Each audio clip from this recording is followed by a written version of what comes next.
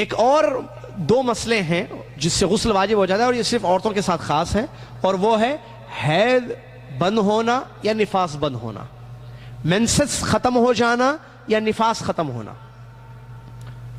Menses bleeding جیسی بند ہو جاتی ہے، عورتوں کو معلوم ہے یہ کب شروع ہوتی ہے کب ختم ہوتی ہے، تو وہ اگر رک جائے، اور ڈیفرنٹ ہوتی ہے ان کی سائیکلیں، ٹھیک ہے، وہ اپنی ان کی بیماری کی وجہ سے یا صحت کا خاص خیال نہیں کرنے کی وجہ سے جو ہے سائیکل میں فرق ہو جاتا ہے، تو جیسے ہی بلیڈنگ رک جاتی ہے، حیض کا خون بند ہو جاتا ہے، ٹو بی فرینکلی، تاکہ مسئلہ واضح ہو جائے، غسل کرنا عورت پر واجب ہے، سستی کاہلی نہیں، کیونکہ نماز پڑھنا غسل واجب ہے، تو غسل کے بعد کیا ہے؟ نماز پڑھنا ہے، روزہ رکھنا ہے، مسئلے رہتے ہیں بھائی، یہ نہیں ابھی تو آج ہی تو رکا ہے میرا مینسس، کل نہا لیتی ہوں، رات میں نہا لیتی ہوں، یہ بڑے عجیب مسئلے ہوتے ہیں عورتوں کے پاس، نہیں ہونا چاہیے یہ، کیونکہ مسئلہ عبادتوں کا ہے، جیسے مینسس بند ہو گئے آپ کو پڑھنا واجب ہے، تو مینسس میں نماز معاف ہے نا، حالت حیض میں نماز معاف ہے، نفاس میں نماز نہیں ہے، لیکن جب یہ ختم ہو جائے تو غسل کر کے نماز پڑھنا واجب نہیں ہے، تو 3 4 نمازیں سستی اور کاہلی کی وجہ سے چھوڑ دی جا رہی ہے۔ الحمدللہ۔ تو ہم غسل کے بیان میں تھے اور بات رکی تھی کہ عورتوں پر واجب ہے کہ وہ جیسے ان کے مینسس بند ہو جائیں غسل کر لیں، اسی طریقے سے نفاس والی جو عورت ہوتی ہے اس کی بھی بلیڈنگ جیسی بند ہو جاتی ہے تو اس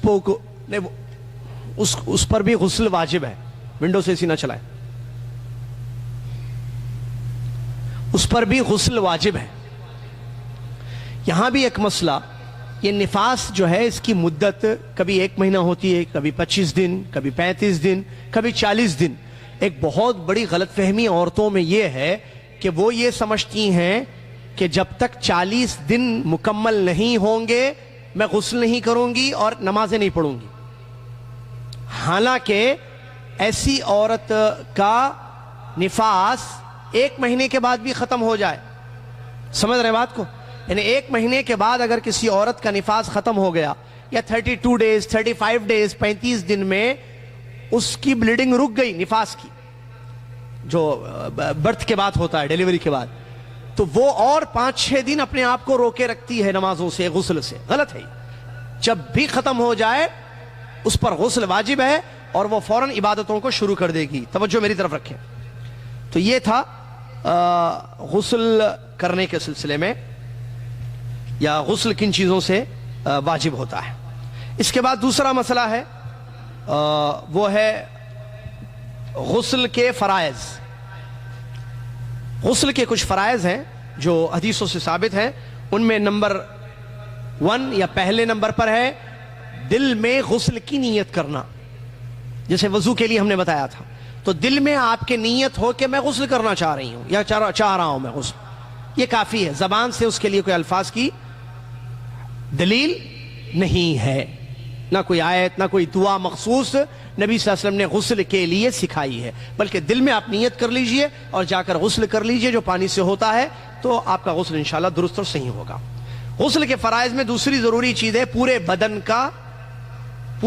پر پانی بہانا، پورے بدن پر پانی بہانا، یہ غسل کے فرائض میں سے ہے۔ یہ نہیں کہ آپ جسم کا ایک حصہ دھو لیے، جیسے بعض لڑکوں میں یہ عادت ہوتی ہے جب احتلام ہو جاتا ہے اور غسل ان پر واجب ہو جاتا ہے تو وہ لڑکے یہ سمجھتے ہیں کہ اگر ہم شرمگاہ اور کمر سے نیچے تک پیروں تک دھو لیں تو کافی ہے نماز پڑھنے کے لیے، یہ غلط ہے۔ پورے بدن سے پانی بہانا ضروری ہے، صرف کمر سے نیچے کا حصہ دھونا غسل نہیں ہوتا ہے، پورے بدن پر پانی کا بہانا ضروری ہے، اور اس کی دلیلیں موجود ہیں، اور حدیث جیسا کہ میمونہ رضی اللہ عنہ کی حدیث ہے جس میں نبی صلی اللہ علیہ وسلم نے اس بات کو ذکر کیا ہے، نبی صلی اللہ علیہ وسلم کے غسل کو بیان کیا گیا ہے، اور یہ حدیث متفق علیہ روایت ہے، جو میمونہ رضی اللہ عنہ کی حدیث ہے جس میں غسل کا بیان ہے اور غسل کا طریقہ بھی ہے اور پانی بہانے کا ذکر ہے جسم پر، باڈی پر، ٹھیک ہے۔ تو یہ غسل کے فرائض میں سے اس کو علماء کرام نے ذکر کیا ہے۔ اس کے علاوہ سنتیں ہیں غسل کی کچھ، جیسے شروع میں بسم اللہ پڑھیں آپ۔ اچھا، یہ وضو میں اور غسل میں بسم اللہ پڑھنا سنت ہے۔ یہاں ایک بات مجھے یاد آ گئی بہت اچھی، اگر ہم حمام میں ہوں جیسے آج کل کا جو طریقہ ہے، پہلے الگ ہوتا تھا، یا آج کل بھی ہے بعض علاقوں میں، ٹوائلٹس الگ ہوتے ہیں، باتھ روم الگ ہوتے ہیں. تو وضو جو ہے باتھ روم میں کیا جاتا ہے تو وہاں بسم اللہ پڑھ سکتے ہیں. لیکن بہت سارے ایک ساتھ ہوتے ہیں، جیسے آج کل ہے شہروں میں ٹوائلٹ پلس غسل خانہ دو ایک ہی جگہ ہے. یعنی وہیں جو ہے آپ کو قضائے حاجت بھی سے فارغ ہونا ہے، اور وہیں پر آپ کو شاور بھی لینا ہے، اور وہیں پر آپ کو وضو بھی کرنا ہے. تو بسم اللہ جو پڑھنا سنت ہے، اس کے لیے ایک بڑا اہم مسئلہ، کیونکہ سوالات بہت آتے ہیں. یا اس میں علماء نے دو طریقہ بیان کیا. نمبر ایک کہ آپ دل میں پڑھ لیجئے، زبان سے پڑھیے مت، کیونکہ وہ ٹوائلٹ ہے، دل میں پڑھ لیجئے. دوسرا طریقہ، آپ وضو کرنے کے لیے جا رہے ہیں، اندر واش بیسن اندر ہے، تو آپ جانے سے پہلے بسم اللہ پڑھ کے چلے جائیے اندر اور وضو کر لیجئے. ٹھیک ہے، مسئلہ سمجھ میں آ گیا. تو یہ بھی جو ہے غسل کی سنتوں میں سے ہے. اسی طریقے سے دونوں ہتھیلیوں کو دھونا، شرمگاہ کو اور اس کے اطراف گندگی کو صاف کرنا، اور سارے جسم پر پانی وغیرہ بہانا، یہ بھی سب جو ہے طریقہ ہے سنت کا یا غسل کے سنتوں میں سے ہے. یعنی پانی بہانا فرائض میں سے علماء نے ذکر کیا، پانی بہنا چاہیے. اور بعض علماء نے کہا کہ یہ سنتوں میں سے ہے، لیکن زیادہ صحیح وہی ہے کہ فرائض میں سے ہے یہ، کہ پورے جسم پر پانی، یعنی کہ آدھے حصے کو دھو لیا جائے، یا صرف پیروں کو دھو لیا جائے، یا صرف شرمگاہوں کو صاف کر دیا جائے، تو اس سے غسل نہیں ہوتا ہے جب تک کہ پانی اس پر نہ بہایا جائے. اس کے بعد غسل جن چیزوں سے کرنا واجب ہے وہ تو بتا دیا گیا ہے، اور غسل بعض کاموں کے لیے کرنا مستحب ہے جو حدیثوں سے ثابت ہے. یعنی اچھا ہے کہ آپ ان کاموں کے لیے بھی غسل کریں، لیکن بعض کاموں کے لیے تو واجب ہے، جو بتا دیا ہم نے، حیض اور نفاس کا بند، احتلام کا ہونا یا انٹرکورس کا ہونا. ٹھیک ہے، یہ ساری چیزیں اس پر تو واجب ہے. جو مستحب غسل ہے، کیا مطلب مستحب؟ غسل کرنا اچھا ہے، اس میں ہے نمبر ایک، ہر ہم بستری کے وقت مستحب ہے. کیا مطلب؟ بیوی سے ہم بستر ہو گئے ایک مرتبہ رات میں، اب اس کے بعد نماز کے لیے غسل کرنا واجب ہے، لیکن دوسری مرتبہ پھر ملنے کا ارادہ ہے، یعنی دو ہم بستری کرنا چاہتے ہیں، دو مرتبہ انٹرکورس کرنا چاہتے ہیں، تو ان دونوں کے درمیان غسل کرنا مستحب ہے، جیسے وضو کرنا بھی مستحب ہے. لیکن یہ جیسے دو مرتبہ انسان ملا الگ الگ، یا تین مرتبہ ایک رات میں ملا بیوی سے یا دن میں، اب اس کے بعد ایک مرتبہ تو واجب ہے، وضو بھی غسل بھی، وہ تو معلوم ہے، اس کے بغیر نماز کیسے پڑھے گا وہ. لیکن ان دونوں کے درمیان جیسے ایک ملاقات کے بعد دوسری ملاقات کا ارادہ ہو تو غسل کرنا یا وضو کرنا مستحب ہے.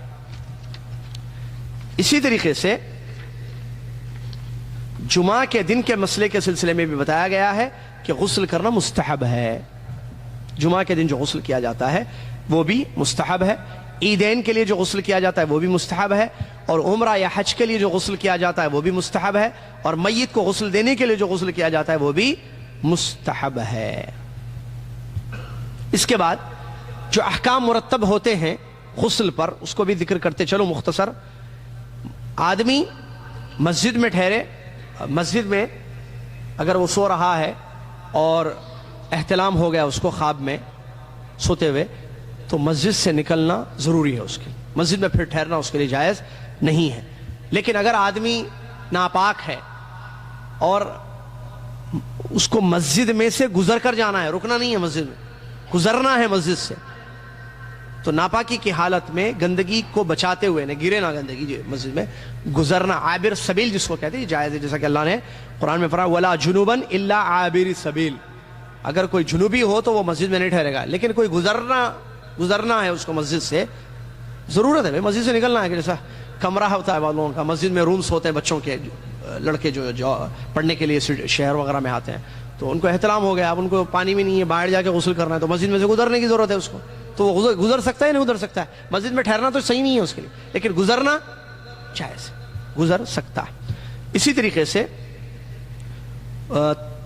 نماز کے لیے، طواف کے لیے بعض علماء نے ذکر کیا کہ غسل کر لے انسان تو یہ بہتر ہے. بہرحال یہ مستحب غسل ہے، کوئی واجب یا ضروری نہیں ہے. اسی طریقے سے بعض علماء نے کہا کہ قرآن بھی اگر آدمی نہا کر وضو کر کے، وضو تو شرط ہے ہاتھ لگانے کے لیے، لیکن نہا کر وغیرہ پڑھتا ہے، نمازوں کے لیے بھی غسل کر کے جاتا ہے، تو یہ اچھی چیز ہے. ورنہ یہ کوئی سنت ہے یا اس پر زیادہ اجر انسان کو ملتا ہے، ایسا کوئی نہیں ہے، خاص طور سے غسل کی جہاں تک بات ہو رہی ہے. چلیے.